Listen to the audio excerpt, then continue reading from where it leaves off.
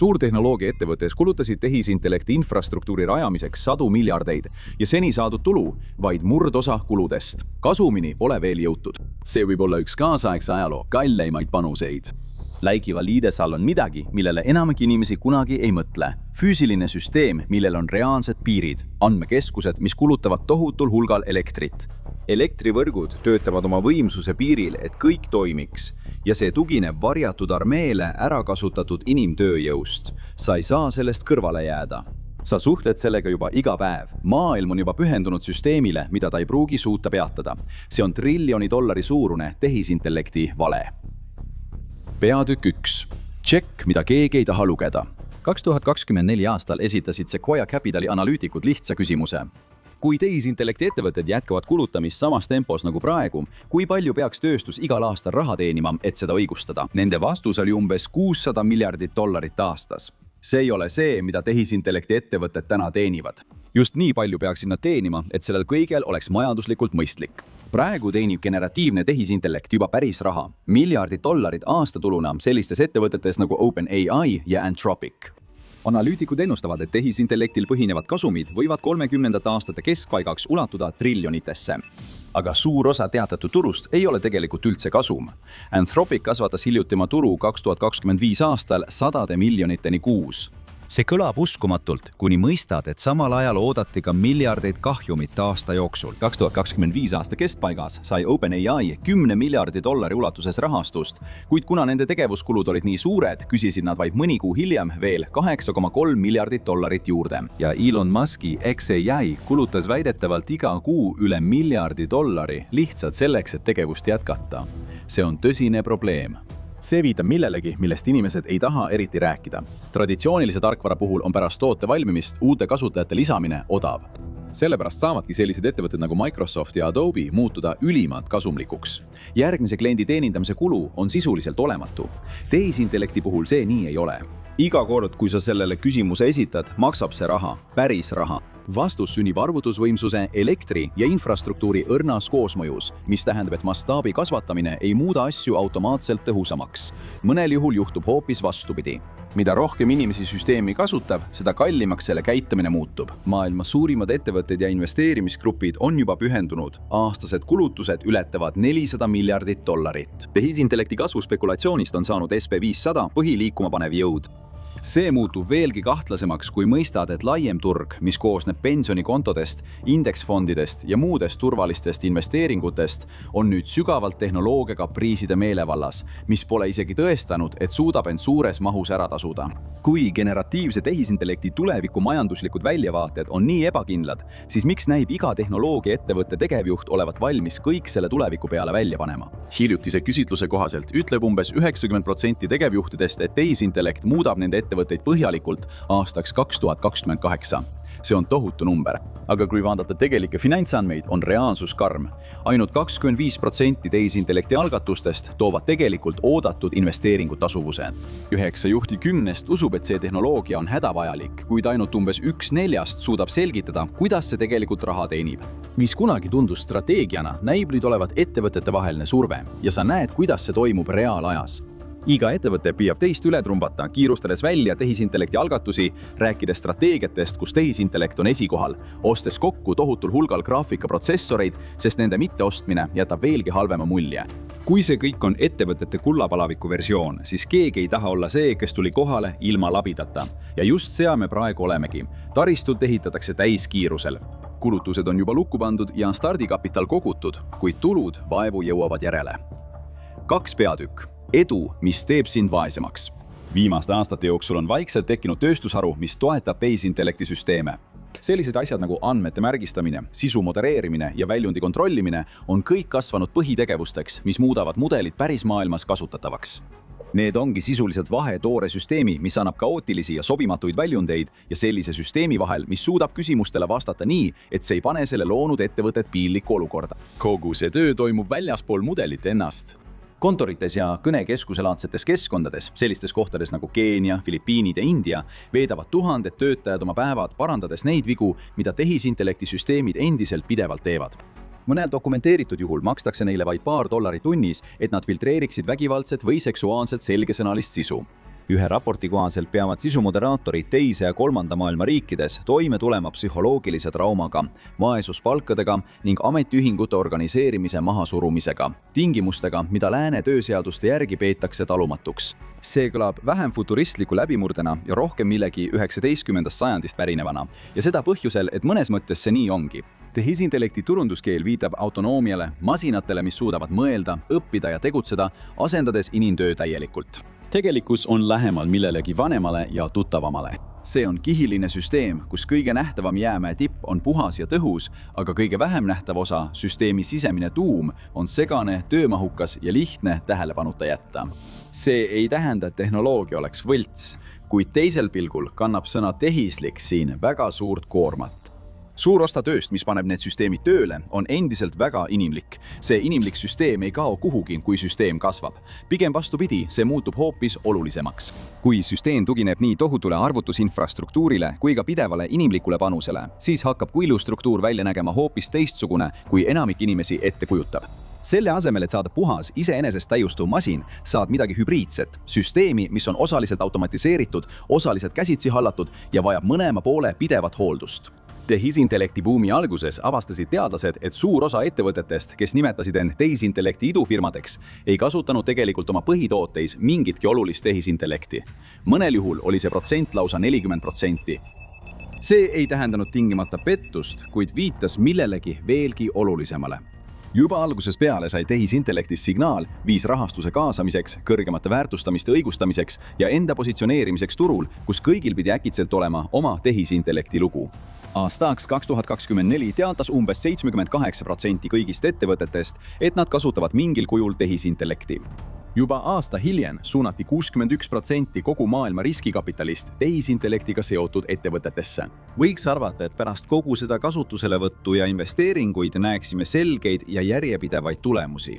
Selle asemel on kasud väga koondunud. Umbes 75% rahalistest eelistest saavad vaid 20% ettevõtetest. Selgub, et enamik ettevõtteid, kes räägivad tehisintellektist, ei teeni sellest tegelikult eriti palju raha. Nad katsetavad, juurutavad funktsioone ja integreerivad tööriistu, kuid ei muuda oma äri nii, nagu kõik arvasid. Algusaegadel väitsid ettevõtted, et kasutavad tehisintellekti, kuigi nad tegelikult seda ei kasutanud. Täna kasutavad ettevõtted seda küll, kuid nad ei tea, kuidas sellega raha teenida. Ja see on palju suurem probleem, sest nüüd on kaalul rohkem, ootused on tohutud ning lõhe selle vahel, mis tegelikult toimub ja mida lubati, muutub järjest raskemini ignoreeritavaks. 3. peatükk, energiasein. Kõige suurem piirang selle kõige juures ei ole rahaline, vaid füüsiline. Aastaid korrati lihtsat võrdlust, et üks tehisintellekti päring võib kasutada umbes 10 korda rohkem elektrit kui tavaline veebiotsing. See number pärineb varastest hinnangutest ja nagu enamiku lihtsate võrdluste puhul on selle üle vaieldud, seda on uuendatud ja venitatud, sõltuvalt sellest, kes oma seisukohta esitab. Aga see osa, mis pole tegelikult muutunud, on väide, et tehisintellekti töökoormused on lihtsalt suuremad. 2022 aastaks tarbisid andmekeskused kogu maailmas juba umbes 460 teravatt-tundi elektrit aastas. See on umbes sama palju kui terve riik, näiteks Saksamaa või Jaapan, või 2% kogu maailma nõudlusest. Selleks aastaks võib see number ulatuda 620 kuni 1000 teravatt-tunnini, sõltuvad sellest, kui kiiresti tehisintellekt edasi areneb. Kui vaadata andmekeskusesse, siis on üllatav, kuidas seda energiat kasutatakse. 40% elektrist kulub tegelikuks arvutamiseks, see tähendab tehisintellekti tööle. Veel 40% kasutatakse lihtsalt masinate jahutamiseks. Ülejäänud 20% kulub kõigele muule, andmete liigutamisele, süsteemi stabiilsena hoidmisele, põhimõtteliselt sellele, et kogu süsteem oma keerukuse all kokku ei kukuks. Nii et peaaegu pool energiast, mida me tehisintellekti panustame, ei tee seda sugugi targemaks. See lihtsalt hoiab seda elus. Nüüd astume samm tagasi. Üks suur hüperskaala andmekeskus, mida ettevõtted tehisintellekti jaoks ehitavad, võib tarbida 100 megavatti või rohkem. 1 megavatt suudab tavaliselt varustada elektriga üle 150 USA kodu, aga 100 miljonit aasta jooksul on see võrreldav elektri hulgaga, mida oleks vaja laadida üle 200 000 elektrisõiduki ja seda vaid ühe hoone jaoks. Maailmas on ligikaudu üle 8000 andmekeskuse, neist kolmandik asub ainult Ameerika Ühendriikides. Muree tekitavalt näitavad uuringud, et valdav enamus neist asub kliimas, mida peetakse tõhusaks tööks liiga kuumaks. On aeg lõpetada pilvest kui millestki abstraktsest mõtlemine. Me räägime kasvavast võrgustikust, tohututest energianõudlikest rajatistest, mis on koondunud kindatesse piirkondadesse ja kasutavad samu elektrivõrke, mis varustavad kodusid, koole ja ettevõtteid. Nõudlus ei ole sugugi ühtlaselt jaotunud. Piirkondades, kus surve on koondunud, on linnavõimud sunnitud tegema reaalajas kompromisse. Kas laiendada elektrivõrku, kas tõsta elektri hindu? Kas aigustada arengut ja piirata töökohtade kasvu? Ükski neist pole lihtne vastus ja ükski neist ei tegele ka veeprobleemiga. Kas mäletate, et 40% energiast kulub lihtsalt nende hiiglaslike andmekeskuste jahutamiseks? See sõltub sageli tohutust veehulgast, mis liigub pidevalt süsteemis, et soojust ära kanda. Üks suur andmekeskus võib päevas kasutada miljoneid galloneid vett, umbes sama palju kui 30 000 kuni 50 000 elanikuga linn. Isegi keskmise suurusega rajatis võib aasta jooksul kulutada umbes 100 miljonit gallonit vett ainult selleks, et jahedana püsida. Ja enamik sellest veest ei tule tagasi. Paljudes süsteemides kaob 70–80% veest aurustumise tõttu, kadudes sisuliselt õhku. Samal ajal kasutab umbes 75–90% andmekeskustest veepõhist jahutust, ammutades sageli vett samadest jõgedest ja munitsipaalallikatest, mis varustavad kohalikke kogukondi. Vähemalt ühes Oregoni linnas tarbis ühe ettevõtte andmekeskus üle 25% linna veevarustusest. Sama süsteem, mis lubab lõputut laienemist, ammutab väga piiratud varudest. Elektrivõrgud, mis laienevad üleöö ja veevarustussüsteemid on juba niigi surve all. Mida rohkem süsteem kasvab, seda rohkem ta tarbib ja praegu pole selge, kus on selle piir. Ja samal ajal, kui kogu see surve kasvab füüsilises maailmas, toimub ettevõtete sees midagi muud. Sest samal ajal, kui tehisintellekt tõmbab rohkem väljastpoolt, tõmbab ta vaikselt ka midagi ettevõtte seestpoolt. Nende andmed. 4. peatükk. Turvalisuse enesesabotaaž. Viimaste andmete kohaselt sisaldab umbes 34,8% töötajate tehisintellektile sisestatud andmetest tundlikku teavet. See on tõusnud võrreldes 2023 aasta veidi enam kui 10%-ga. Kolmandik kõigest, mida sinu valitud tehisintellekti vestlusroboti aknasse kleebitakse, on juriidilised dokumendid, kliendi andmed, meditsiinilised andmed, lähtekood ja lepingud. Mis veel hullem, 83% ettevõtetest, kes seda teevad, ei ole rakendanud mitte ühtegi tehnilist kontrollimeedet selle peatamiseks. Nad võivad saata poliitika e-kirju lõputult, aga järgmisel päeval ütlevad nad neile samadele töötajatele, et nad peavad olema kiiremad, produktiivsemad ja tõhusamad. Töötajad peavad nüüd otsustama, kas tähtaeg või poliitika. Nad valivad iga kord tähtaja. Selle enda tekitatud turvaapsaka ulatus hakkab meenutama aegluubis katastroofi. Üle 225 000 ChatGPT sisselogimisandmeid on juba leitud müügilt tumeveebi turgudel, sageli kogutud kompromiteeritud arvutitest või taaskasutatud paroolidest. Suured ettevõtted nagu Apple, JP Morgan ja Goldman Sachs on pärast olukorra mõistmist kas piiranud või keelanud ChatGPT sarnaste tööriistade kasutamise oma ettevõttes. Samsung sai selle kohta valusa õppetunni. 2023 aasta alguses lugesid 3 töötajat e-kirja, mis tühistas varasema ChatGPT keelu ja arvasid, et nüüd on kõik korras. Esimene töötaja laadis üles ettevõtte omanduses oleva lähtekoodi, et lahendada neil tekkinud probleem. Teine kopeeris ettevõtte sisekoosoleku märkmed oma vestlusaknasse, samal ajal kui kolmas kasutas ChatGPT-d, et tuvastada pooljuhtide tootmisliinil defektset varustust. Varsti kehtestati keeld uuesti. Sisemine küsitlus näitas kiiresti, et 65% Samsungi töötajatest pidasid tehisintellekti tööriistu turvariskiks. Kõige häirivam osa kogu sellest on see, mida enamik inimesi valesti mõistab kasutaja privaatsuse ja tehisintellekti süsteemide tööpõhimõtete vahelise põhilise vastuolu kohta. Tehisintellekti mudeleid koolitatakse tohutute andmekogumite põhjal. Tavatarbijate pakettides nagu OpenAI tasuta ja plussversioonis lubavad kasutajad vaikimisi ettevõttel oma vestlusi kasutada tulevaste mudelite koolitamiseks. Jah, sa võid sellest loobuda, liikudes läbi seadete labürindi, kuid enamik kasutajaid ei tea isegi, et selline valik olemas on. Kuni sa seda ei tee, muutub iga dokument, iga lepingukatkend, iga kliendi detail, mida sa sisestad, potentsiaalseks koolitusmaterjaliks, hoiatab üks raport. Kui ärisaladusi kasutatakse tehisintellekti mudeli koolitamisel või töötlemisel, võib kahju olla sisuliselt püsiv. Sa ei saa seda lihtsalt kustutada. See on nagu üritaksid värve uuesti lahku segada. See teebki selle palju salakavalamaks kui tavaline andmeleke. Need on enamasti haruldased, nähtavad ja parandatavad. Kasutajate turvalisuse ohustamine on tehisintellekti ettevõtete jaoks tavaline. HIPAA-nõuete eiramine on tööprotsessi sisse ehitatud. Seetõttu on mõned turvateadlased juba hakanud seda kirjeldama kui suurimat kontrollimatut ettevõtete andmeleket ajaloos. kui sa räägid nendes ettevõtetes töötavate inimestega, kes tegelikult toimuvate asjade eest vastutavad, siis nemad teavad täpselt, mis toimub. Nad teavad, et kontrollmeetmed, mis takistaksid töötajatel tundlike andmete kleepimist nende tehisintellekti tööriistadesse, ei ole paigas. Nad teavad riski, aga nad teavad ka, et lihtsat lahendust pole olema. Sa ei saa lihtsalt üleöö turvalist ettevõttesisest versiooni käivitada. See nõuab miljoneid dollareid riistvarasse, spetsialiseerunud meeskondi ja aega, mida enamikul ettevõtetel ei ole. Senikaua ei kao surve kiiremini liikuda kuhugi. Inimesed muigavad ikka oma ettevõtte Copiloti äriversiooni üle, mis lubab neil ainult e-kirju lihvida ja Google'i otsinguid teha. Nad kasutavad salaja oma tarbijaversiooni ChatGPT-st ja nende vanemad juhid ei hooli sellest enamasti.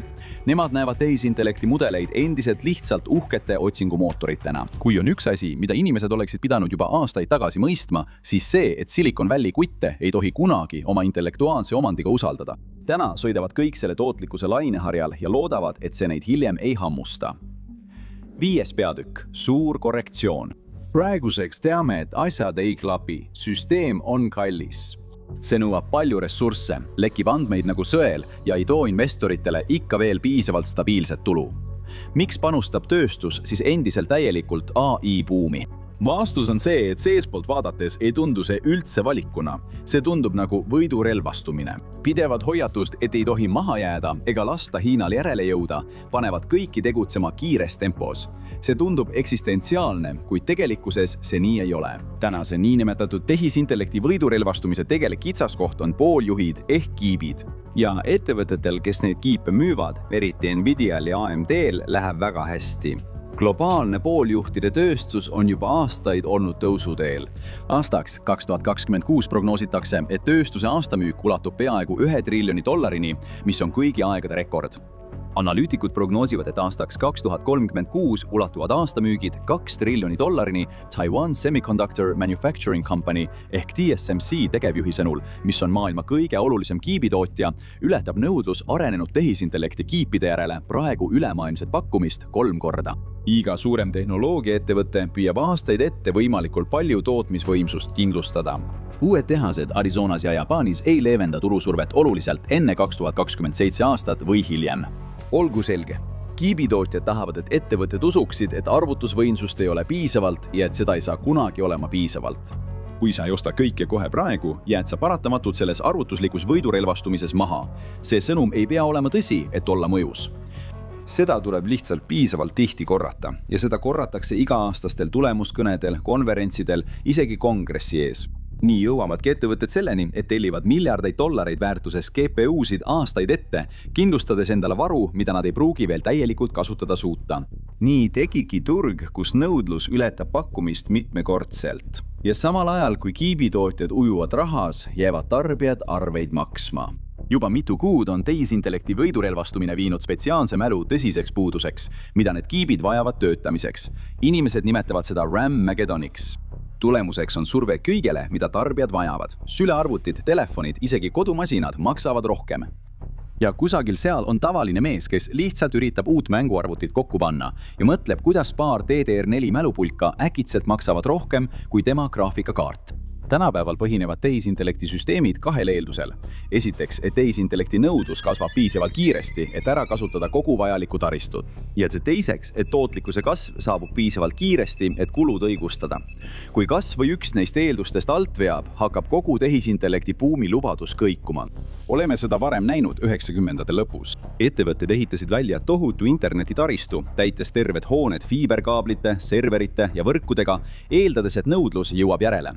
Lõpuks see juhtuski, kuid mitte enne, kui turg tegi korrektsiooni. Ja tugevalt. Nasdaq kaotas umbes 76% oma väärtusest. Selliste ettevõtete nagu Cisco, Intel ja Oracle aktsiahinnad kukkusid üleöö. Teised ettevõtted nagu eBay ja Amazon suutsid vaevu ellu jääda. Nasdaq indeksil kulus 15 aastat, et jõuda tagasi oma varasema tipptasemeni. Internetibuumi ennast polnud võlts, kuid ülehindamise ja haibi ajakava oli küll. Turg pidi selle tulemusena kunstlikule elushoiule jääma.